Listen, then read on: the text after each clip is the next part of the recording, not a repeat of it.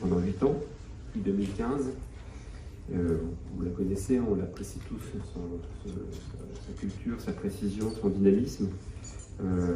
Et malheureusement, elle est absente pour une raison liée à la santé de son époux.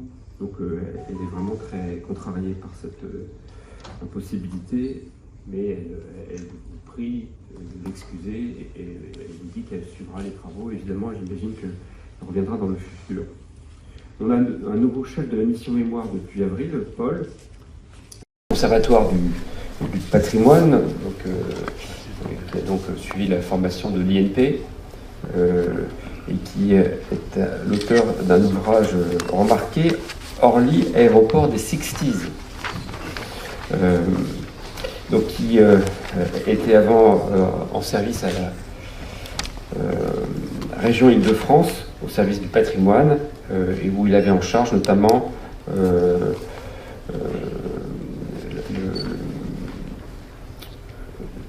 Val-de-Marne et le patrimoine aéronautique. Alors, actuellement, nous avons 2 ouvrages en préparation.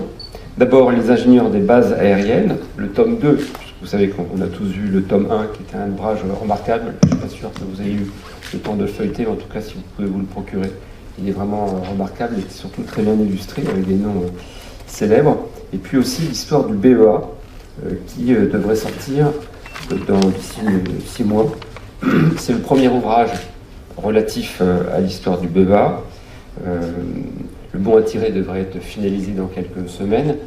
On l'attend tous, c'est quelque chose qui, je pense, marquera l'histoire du BEA, qui marquera aussi l'histoire de l'aéronautique, parce que c'est quelque chose qui sera, je pense, très attendu, en tout cas très apprécié à l'étranger. Nous avons aussi le projet Navaka. Vous le savez, c'est le projet du musée de l'air et de l'espace, avec un espace qui sera dédié au premier étage. J'imagine que vous voyez où, au sein de l'aérogare, là où il y a le hall des pionniers de l'air, au-dessus de la salle des colonnes. Et donc ce projet, il vise, grâce à l'association Aérodoc, de présenter une disposition de tour qui avait été, je crois, sauvée du musée du Cérana Nord, qui avait été conservé du Cérana Nord, qui est actuellement dans le hall 7, mais qui souffre d'une scénographie pas assez valorisante et qui devra donc être réinstallée. Encore une fois, je tiens à signaler l'investissement des équipes de la DGAC ou des anciens de la DGAC, notamment Philippe Renaud, qui s'est beaucoup investi pour le sujet. On est en partenariat avec le musée de l'air et de l'espace, on les voit fréquemment.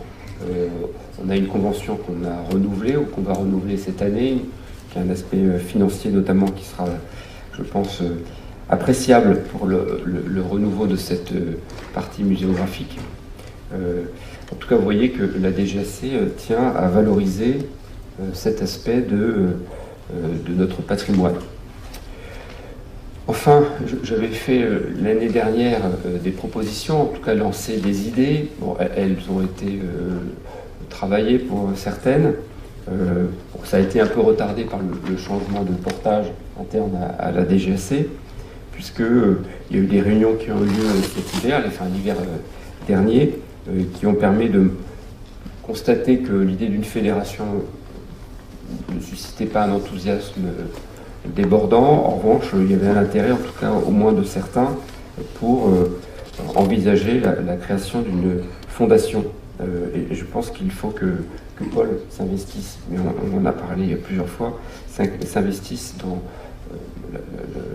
les étapes qui pourraient être nécessaires pour travailler cette belle idée qui sera, je pense, qui peut être, je pense, utile à beaucoup. Voilà ce que je voulais vous dire en introduction. 2 mots de la DGAC par ailleurs et du monde aéronautique. Le monde aéronautique est maintenant définitivement sorti de la Covid, vous l'avez constaté. Les acteurs sont néanmoins assez fragiles, puisque nos compagnies aériennes montrent des signes de convalescence. Air France se porte bien. C'est plus compliqué pour la plupart des autres compagnies régionales, des petites compagnies. En revanche, les acteurs aéronautiques vont bien, l'industrie et les compagnies vont un peu mieux. L'industrie, elle, se porte de façon très dynamique et je pense, elle a totalement recouvré après la crise sanitaire.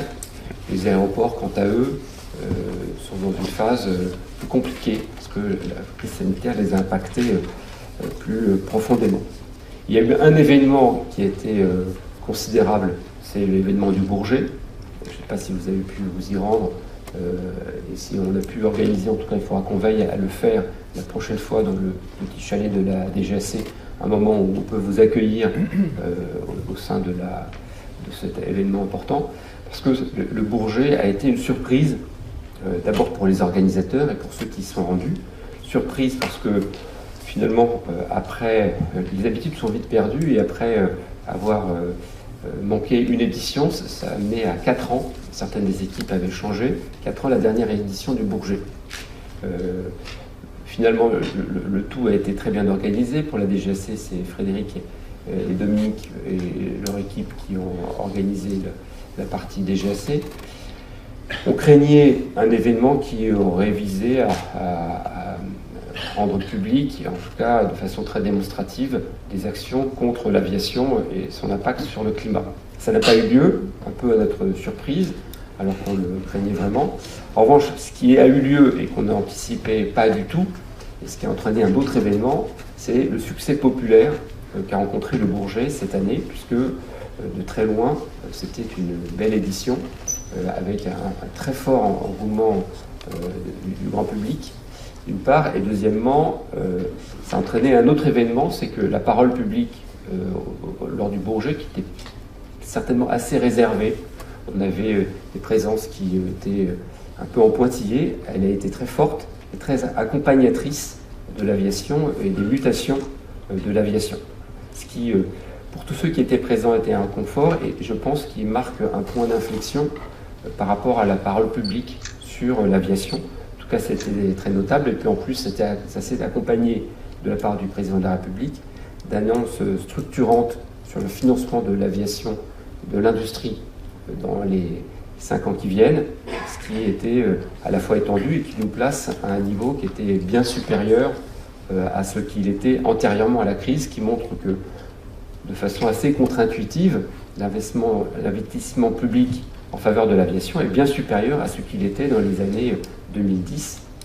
Et ça, c'est contre-intuitif, mais en revanche très nécessaire, puisque les investissements pour décarboner l'aviation doivent être très conséquents pour pouvoir réussir à franchir cette marche qui sera très difficile.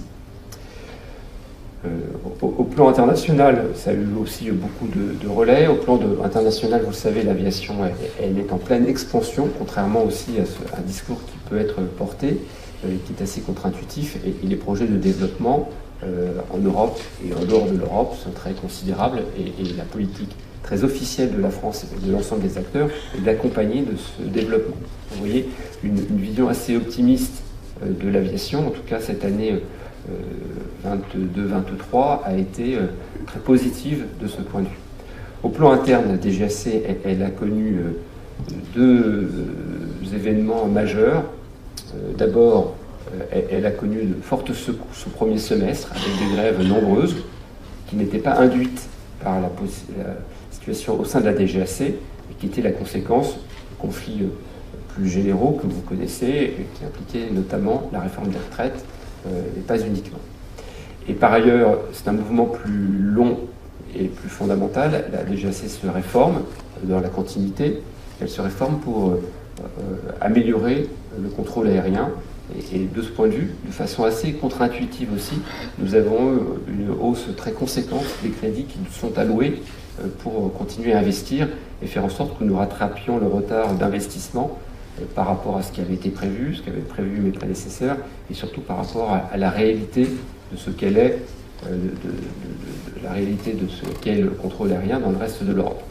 Donc voilà ce que je voulais vous dire en quelques mots. Je ne vous ai pas parlé du trafic, mais il est aussi conforme à ce qu'on prévoyait, c'est-à-dire que 2024 marquera le retour définitif à un niveau de trafic